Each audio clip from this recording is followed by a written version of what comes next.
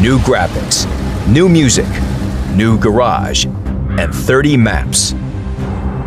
The only thing that remains unchanged is the minimum system requirements. Watch the Update 1.0 review for more details.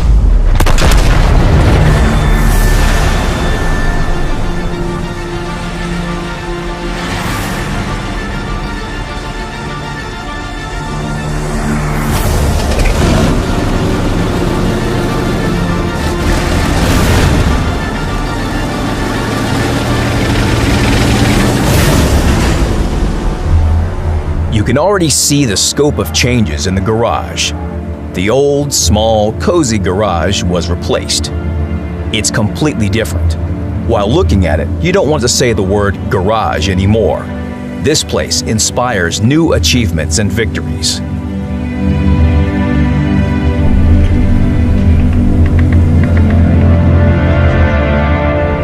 The good old-fashioned Big World has served the game faithfully and loyally for more than 8 years. Now it steps aside for a new graphics engine, Core. This is an in-house development of the Wargaming team. The engine will bring new lighting into World of Tanks, shadows, sky, new water effects and landscapes. All the vegetation and the majority of objects on the maps have been rendered anew. The newest technologies allow the team to add visual effects into the game that impress with their realism. Interactions between the vehicles and the environment have shifted to a completely different level. Just look at the shooting effects. The Havoc destruction technology allowed us to change our approach to the in-game destruction system. In future, the number of destructible objects will be increasing. The new engine made each map almost borderless. But the most important thing is that the minimum system requirements haven't changed. If you could play World of Tanks on your rig with the older graphics, you will be satisfied with the new graphics on the same PC. When you first launch the game, the settings will be defined automatically. The system will select the maximum quality with a comfortable FPS for playing. If this isn't enough, you can adjust the settings manually.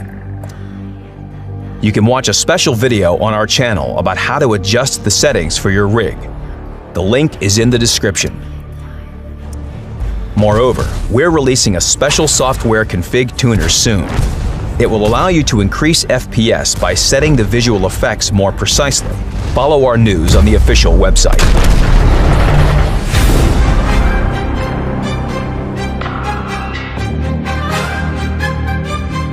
Update 1.0 will include 29 familiar maps recreated in HD. The first in-game map, Corellia, will be there as well. The remarkable mountain pass with its mountain scenery, and the beloved by many Nebelberg.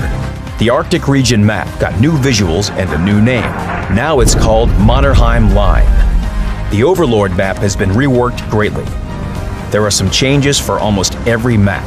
The vegetation has changed in some of the maps. Stones have appeared in some places. Some maps now have an altered landscape. From the gameplay perspective, most changes have been introduced to such maps as Ruinberg, Steppes, Fjords, Fisherman's Bay, and Erlenberg. Previously, the upper team could easily shoot through the central street from the green area on Ruinberg, while the opponents couldn't do anything about it. Now, the bottom team has a position that compensates this unfair gameplay. Both flanks have been significantly improved on Steppes. Now, the map has more cover and spots for positional warfare. This will allow for a more pragmatic approach for both attackers and defenders. Fjords has become much more picturesque, but that's not the most important aspect. The hill at the center of the map and its approaches have changed greatly. There are now fewer trees in the city. The streets have become wider and brighter. The majority of changes in the Fisherman's Bay are related to the first and second lines. We have reworked the landscape here significantly. Now it's easier to play on vehicles with bad depression angles. Apart from this, the central zone has also changed. It will be easier to spot an enemy from here. It has much more open space now. Erlenberg has changed a lot. The buildings in the central part of the map are more dense. It's harder to shoot through this area from afar now. The hills on the flanks have become mild. At the same time, there is more vegetation now. One of the primary changes is the river. Now you can cross it almost anywhere. The developers understand that good balance is important for any map. They constantly analyze statistics, read the comments on the forum, and don't stop introducing new features. The developers won't cease updating the maps after Update 1.0 is released.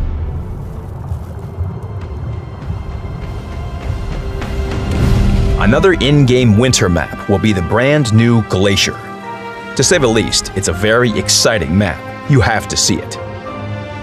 The map brings players closer to the Arctic Circle. Battles will evolve around snowy, impassable mountains, in the middle of a real graveyard of huge, impressive ships. The greater part of the map is a frozen surface. In some places, the ice can even crack under heavy vehicles and they will sink. So first, you should be careful and study the map thoroughly.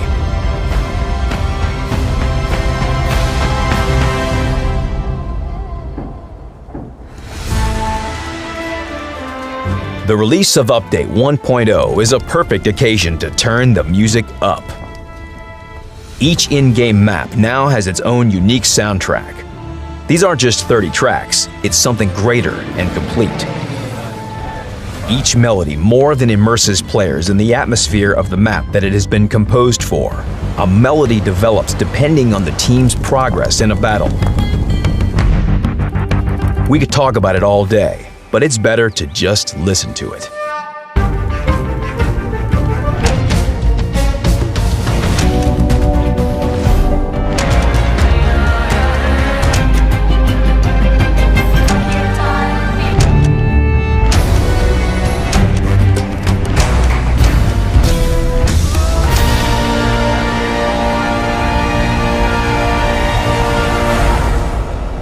Update 1.0 is the start of a new countdown.